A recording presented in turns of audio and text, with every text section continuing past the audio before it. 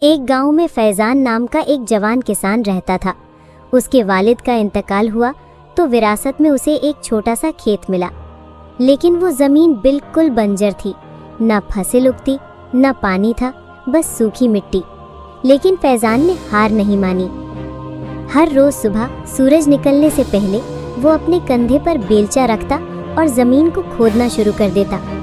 لوگ اس پر ہنستے تھے، یہ پاگل ہو گیا ہے، یہ زمین کچھ نہیں دے گی، وہ کہتے۔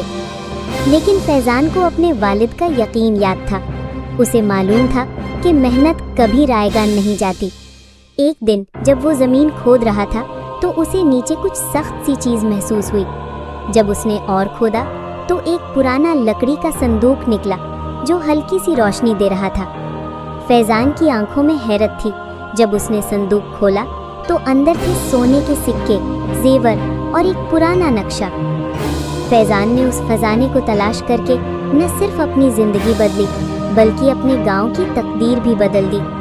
اس نے زمین پر ایک اسکول بنوایا تاکہ گاؤں کے بچوں کو تعلیم مل سکے۔ جہاں لوگ صرف سوکھی مٹی دیکھتے تھے، فیضان نے امید، یقین اور خزانے کو تلاش کیا۔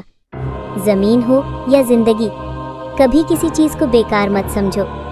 یہ تھی کہانی فیضان کی۔ اگر آپ کو پسند آئی ہو تو ویڈیو کو لائک کریں اور ایمان کی کہانیاں کو سبسکرائب کرنا نہ بھولیں۔